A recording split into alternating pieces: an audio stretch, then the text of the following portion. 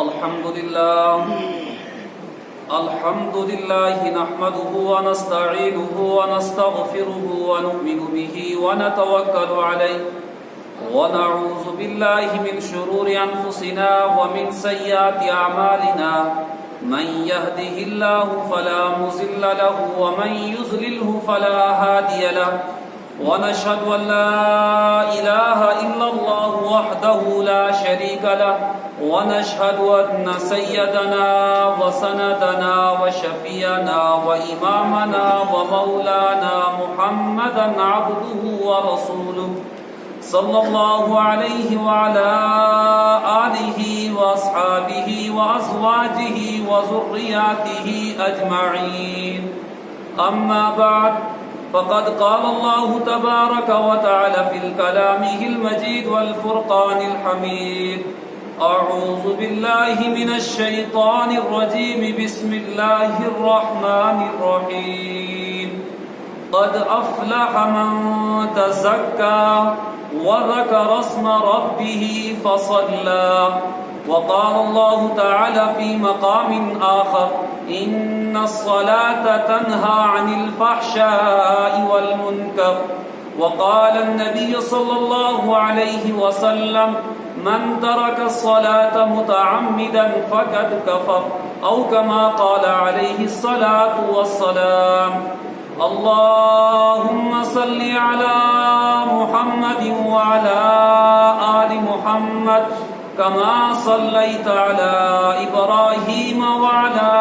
آل إبراهيم إنك حميد مجيد اللهم بارك على محمد وعلى آل محمد كما باركت على إبراهيم وعلى آل إبراهيم إنك حميد مجيد. قابل احترام معزز سامعین اکرام، حاضرین مجلس، اللہ رب العزت کا بھی انتہا کرم و احسان کہ اس پاک ذات نے ہم سب کو ماہ ذی الحجہ کا آخری جمعۃ المبارک نصیب فرمایا. یہ خداوند قدوس کا فضل ہے، کرم ہے، احسان ہے کہ وہ ذات اپنے پاک گھر میں مجتمع ہونے کی توفیق نصیب فرما رہے ہیں. اللہ سے دعا کریں جب تک اس دنیا کے اندر رہیں خداوند قدوس ہم سب کو 5 وقت کی نمازیں مساجد میں ادا کرنے کی توفیق نصیب فرمائے، اور جب آخری وقت ہو تو ایمان پر خاتمہ نصیب فرمائے. اس سال یعنی 1442 کا آخری جمعہ ہے، اور آئندہ جمعہ انشاءاللہ ماہ محرم الحرام کا جمعہ ہوگا. یعنی ہم مسلمانوں کا سال شروع ہونے جا رہا ہے اور ادھر سے سال کا اختتام ہے. تو اللہ سے دعا کریں کہ جو بھی ماہ ذی الحجہ کے اندر اور 1442 کے اندر ہم سے گناہ ہوئے ہیں، غلطیاں ہوئی ہیں، اللہ معاف فرمائے، اور آنے والا سال ہم سب کے لیے اللہ خوشیوں والا، امن والا، سکون والا بنا کر ہماری زندگیوں میں بھیجے. گزشتہ جمعہ پر اصلاح معاشرہ کے تعلق سے چند باتیں آپ کی خدمت میں عرض کی تھی، اور آج کے اس جمعہ پر اسلام کے جو بنیادی ارکان ہیں،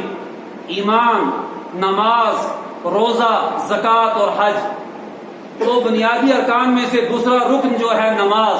تو نماز کی فضیلت کے تعلق سے چند باتیں آپ کی خدمت میں عرض کرنی ہیں.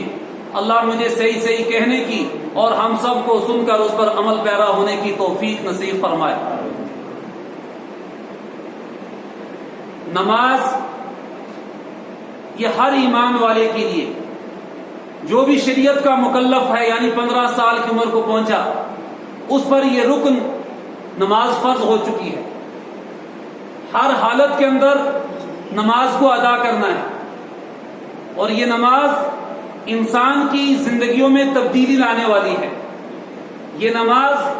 انسان کے چہرے کو نورانیت بخشنے والی ہے. یہ نماز گھروں میں سکون لانے والی ہے. یہ نماز انسان کو خوشحالی والی زندگی نصیب فرمانے والی ہے. اور یہی نماز انسان کو سکون کے ساتھ، اطمینان کے ساتھ اور سکھ کے ساتھ زندگی گزارنے پر مجبور کر دیتی ہے. جب زندگیوں کے اندر نمازیں آ جاتی ہیں تو ان نمازوں کی وجہ سے زندگیوں میں انقلاب پیدا ہو جاتا ہے. تو 5 وقت کی نمازیں جو اس امت محمدیہ پر فرض ہیں، ان نمازوں کو ان کے اوقات کی پابندی کرتے ہوئے مردوں کے لیے مساجد کے اندر اور عورتوں کے لیے اپنے گھروں کی 4 دیواری کے اندر ان نمازوں کو ادا کرنا ضروری ہے. قرآن مقدس کی جو آیت کریمہ میں نے آپ کے سامنے تلاوت فرمائی، اللہ تعالیٰ فرماتے ہیں کہ یہی نماز ہے جو تم کو فحش اور برائیوں سے منکرات سے روکنے والی ہے. یہی نماز زندگیوں کے اندر انسان کو رونق اور سکون بخشنے والی ہے. اگر انسان نماز کو سیکھ کر اور ارکان، واجبات، سنن اور مستحبات کی رعایت کرتے ہوئے ادا کرے گا اور اپنے رب کے حضور کھڑے ہو کر یہ یقین کرے گا کہ اس وقت میں احکم الحاکمین کے گھر کے اندر کھڑا ہوں، جہاں پر اب کوئی کسی اور کی چلنے والی نہیں ہے، یہاں پر صرف میں اپنے رب کے سامنے کھڑا ہوں، رب مجھے دیکھ رہا ہے اور میں اپنے رب کے گھر کے اندر کھڑا ہو کر یہ استحضار کر رہا ہوں. میرے دل کے اندر یہ کیفیت ہونی چاہیے کہ میرا رب ہر وقت مجھے دیکھتا ہے، لیکن اس وقت میرے رب کی توجہ اور بھی مجھ پر زیادہ ہے، کیونکہ اس وقت میں اس بادشاہ اور اس احکم الحاکمین کے گھر میں پہنچ چکا ہوں. حدیث کی کتابوں میں ایک حدیث گزرتی ہے، حدیث جبرائیل. جس طرح قرآن مقدس میں سورہ فاتحہ کا مقام ہے اور ہم یہ کہتے ہیں کہ سورہ فاتحہ اجمالاً پورے قرآن کی تفسیر ہے، ٹھیک اسی طرح ذخیرہ احادیث میں حدیث جبرائیل کا مقام ہے کہ سرکار دو عالم صلی اللہ علیہ وسلم اپنے صحابہ کے ساتھ مجلس میں بیٹھے ہوئے تھے. اس وقت ایک شخص جو رونما ہوا، ظاہر ہوا، خدمت میں پہنچا، سفید لباس پہنے ہوئے تھے اور سیاہ بال تھے، پراگندہ بال تھے. اللہ کے نبی علیہ الصلوۃ والسلام کی خدمت میں آئے. آنے کے بعد حدیث کے الفاظ ہیں فَأَسْنَدَ رُكْبَتَيْهِ عَلَى رُكْبَتَيْهِ کہ آپ نے گھٹنے اللہ کے نبی صلی اللہ علیہ وسلم کے گھٹنوں سے ملا دیے اور اس وقت آپ نے دونوں ہاتھوں کو اللہ کے نبی صلی اللہ علیہ وسلم کے رانے مبارک پر رکھ دیا. جس طرح دوست آپس میں بے تکلف ہوتے ہیں، اس طرح آ کر بے تکلفی کے ساتھ اللہ کے نبی کی خدمت میں حاضر اور بیٹھ گئے. حضرات صحابہ نے اس سے پہلے کبھی نہیں دیکھا تھا، سب متوجہ ہو گئے اور آنے کے بعد چند سوالات کیے. سب سے پہلا سوال تھا یا محمد اخبرنی عن الاسلام، اور دوسرا سوال کیا یا محمد اخبرنی عن الایمان، اور تیسرا سوال کیا تھا یا محمد اخبرنی عن الاحسان. تو مجھے آپ کو احسان کے متعلق بات عرض کرنی آپ کی خدمت میں. جب یہ پوچھا تو اللہ کے نبی صلی اللہ علیہ وسلم نے فرمایا احسان یہ ہے ان تعبد اللہ کأنک تراہ، کہ تم اللہ کی عبادت اس طرح کرو گویا کہ تم اللہ کو دیکھ رہے ہو. فَإِن لَمْ تَكُنْ تَرَى، اگر یہ حالت، یہ کیفیت پیدا نہیں ہو سکتی کہ تم اللہ کو دیکھ سکو، فَإِنَّهُ يَرَاكَ، یہ گمان کرو کہ اللہ تمہیں دیکھ رہا ہے.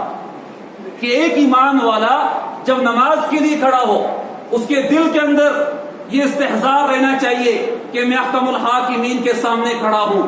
اب مجھے ادھر ادھر دیکھنے کی ضرورت نہیں ہے، اب مجھے خشوع اور خضوع کے ساتھ، سکون کے ساتھ، اطمینان کے ساتھ نماز کو ادا کرنا ہے. اور یہ سوچ کر کہ میرا رب مجھے دیکھ رہا ہے اور ہر حالت کے اندر میری ہر حرکات و سکانات سے میرا رب واقف ہے، میں اسے چھپ نہیں سکتا ہوں، وہ میرے ظاہر کو بھی جانتا ہے، وہ میرے باطن کو بھی جانتا ہے. اور یہ جو شریعت کی جانب سے نمازیں فرض ہیں ہر حالت کے اندر ادا کرنی ہے، چاہے نوجوان ہو، چاہے بزرگ ہو، چاہے مرد ہو، چاہے عورت ہو، جو بھی اسلام کے مکلف ہیں، شریعت کے مکلف ہیں، ان پر 5 وقت کی نمازیں فرض ہیں. انہیں ان 5 وقت کی نمازوں کو ہر حالت کے اندر ادا کرنا ہے.